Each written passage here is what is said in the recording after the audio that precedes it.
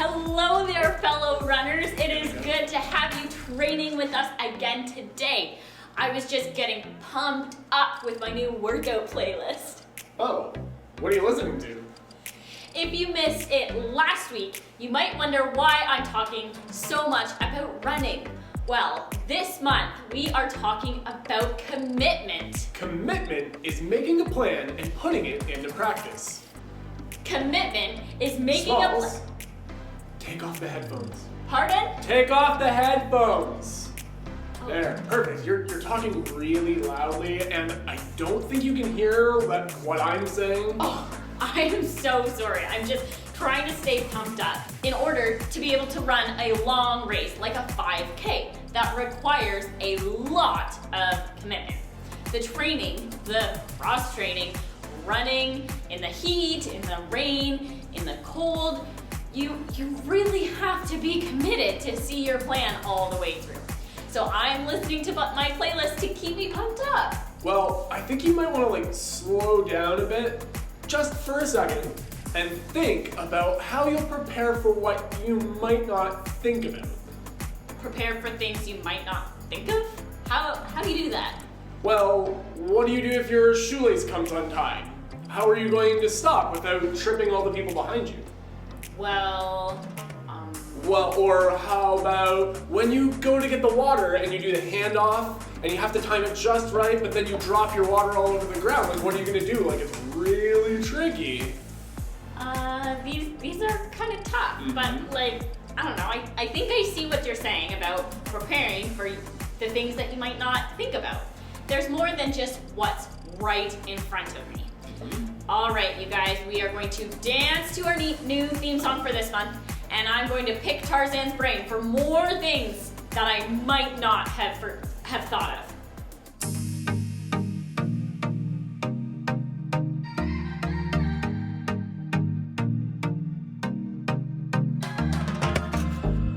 Your plans for me are good. You hold my future. You're working all the time. You're the mountain mover. From sunrise to sunset, till the sun comes back up again. You're by my side.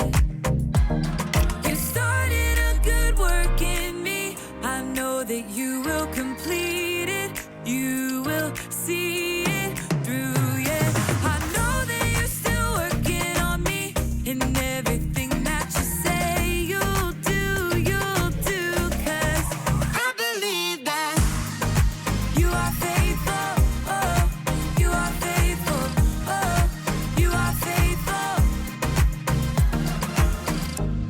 I'll trust your every word, 'cause I believe that you're working for my good. Yes, you're committed.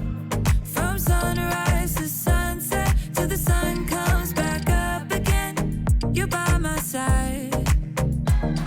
You started a good work in me. I know that you will complete it. You will see it through, yeah. I know that you're still working on me. And everything that you say you'll do, 'cause I believe that you are faithful, oh, you are faithful, oh, you are faithful. You are my hope, you are my future. You are the mountain mover. You You are faithful. You are my hope, you are my future. You are the mountain mover. You are faithful. You started a good work in me. I know that you will complete it. You will see it through, yeah. I know that you're still working on me. In everything that you say you'll do, 'cause I believe that you are faithful. Oh, you are faithful. You are faithful. Oh, you are faithful. Oh, you are faithful. Oh, you are faithful.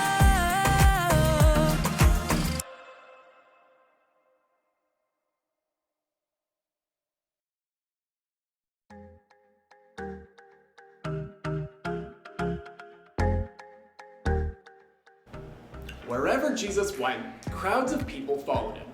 One day, Jesus climbed a mountainside and sat down to teach his closest friends. Many others followed and listened in as well. Rock climbing? I thought we were talking about running. Oh, no. He didn't like scale a mountain. He just walked up the side of like a really, really tall, steep hill. So you could kind of say it's like cross-training. I'll allow it.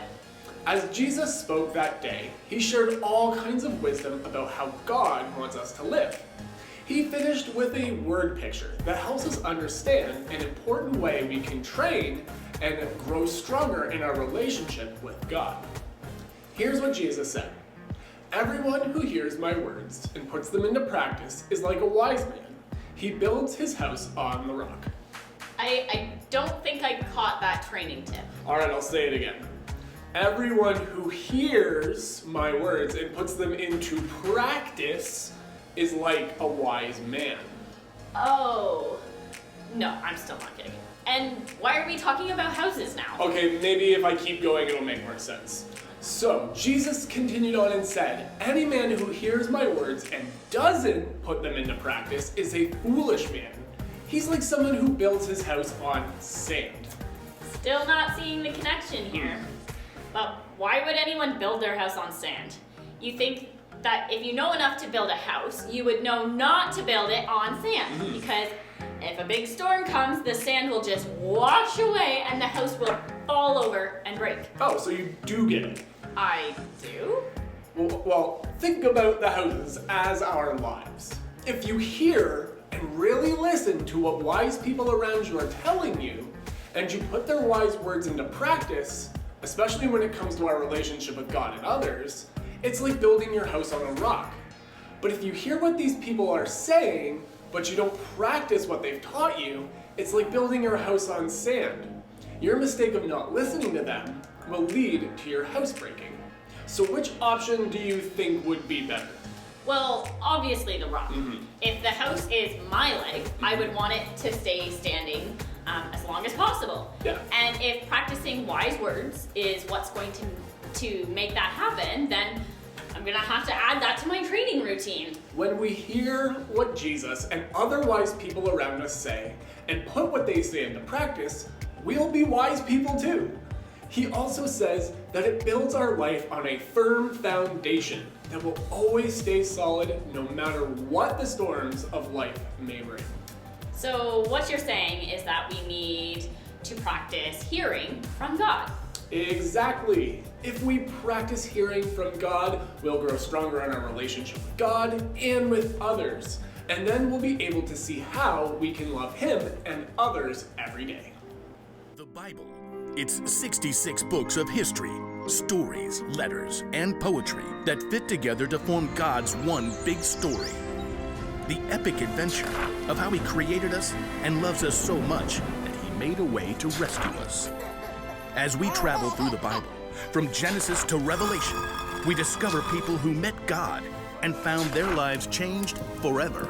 Now, for an amazing story, inspired by the book of Matthew, chapter 7, verses 24 through 29. After Jesus was baptized and spent time alone in the wilderness, he returned to Galilee. There, he began teaching and gathering his disciples. Great crowds began to follow Jesus everywhere he went. So one day, he climbed up a mountainside and sat down to teach his closest friends. Many others showed up to listen. You are the light of the world. This is quite the sermon. On the mount. Jesus shared all kinds of wisdom about the way God wants us to live. He finished with a vivid word picture. So then, everyone who hears my words and puts them into practice is like a wise man.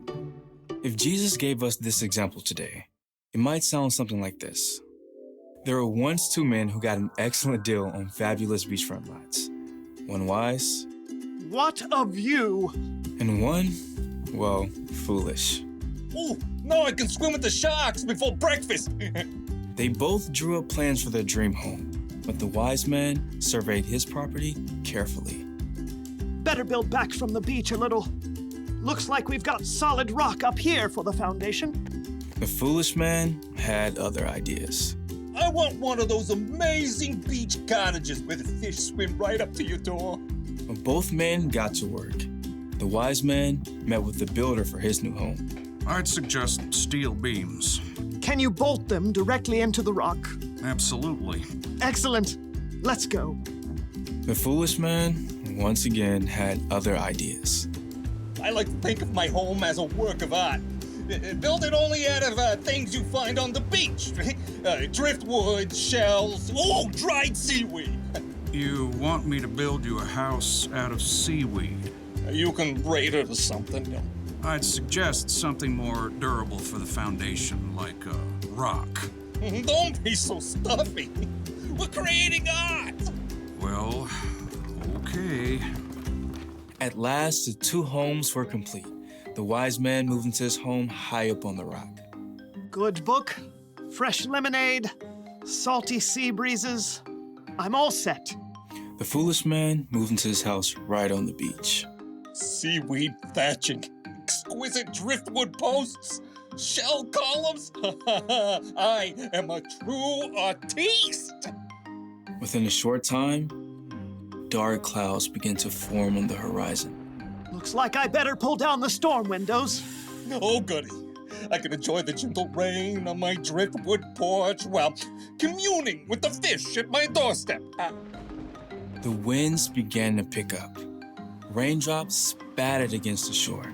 High on the rock, gale-force winds battered the wise man's home, but it stood strong and sturdy. On the beach, though, waters began to rise. Yippee! I get to have one of those tropical huts with the water underneath. Yeah!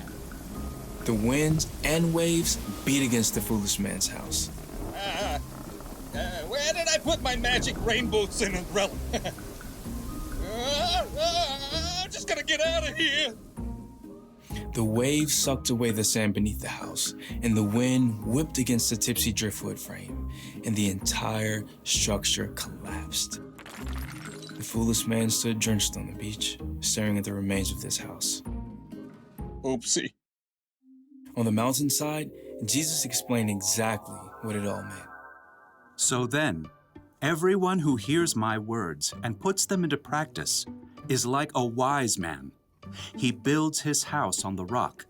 The rain comes down, the water rises, the winds blow and beat against that house, but it does not fall. But everyone who hears my words and does not put them into practice is like a foolish man. He builds his house on sand. The rain comes down, the water rises, the winds blow and beat against that house, and it falls with a loud crash. The crowd listening to Jesus stared in amazement. He teaches with authority, like he's really in charge. Yeah, nothing like the other teachers. Jesus had spent the entire day explaining the way God wants us to live. His closing word picture made it clear. Anyone who puts the teaching of Jesus into practice builds their life on a foundation that will always stay solid, no matter what storms may come.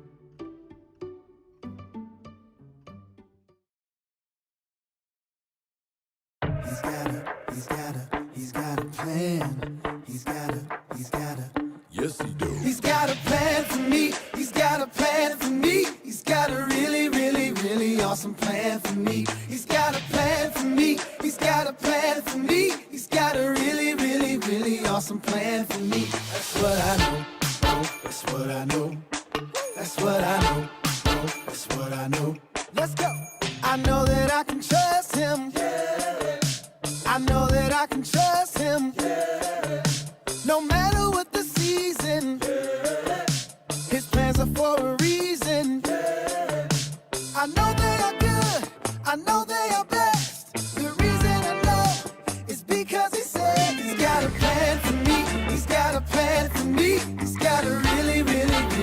awesome plan for me. He's got a plan for me. He's got a plan for me. He's got a really, really, really awesome plan for me. That's what I know. Oh, that's what I know. That's what I know. Oh, that's what I know.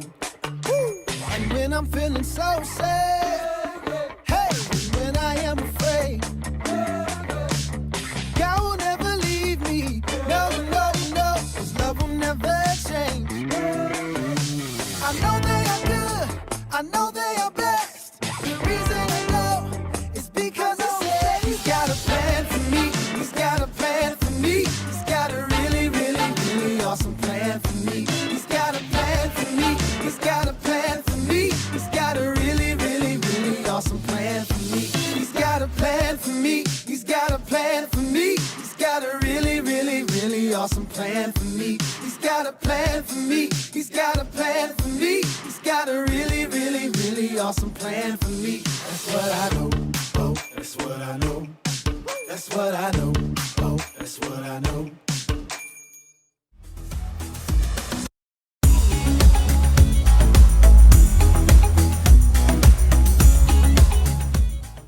The more I think about it, in some ways, we have it easier than ever to hear from God and other wise people.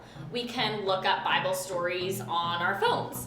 We can watch them on YouTube or Facebook. You're probably seeing this there. We can sing and dance to our camp and church songs whenever we want. When we do these things, it's a way for us to hear from God. It helps us make wise choices. It helps us know God better, it helps us grow in our relationships, and it reminds us what's important and what we might need to change in ourselves. Oh, just like my watch is telling me that I need to get my heart rate back up. So I gotta go practice, but we'll see everybody later. Bye. All right, we'll see you next week. Bye.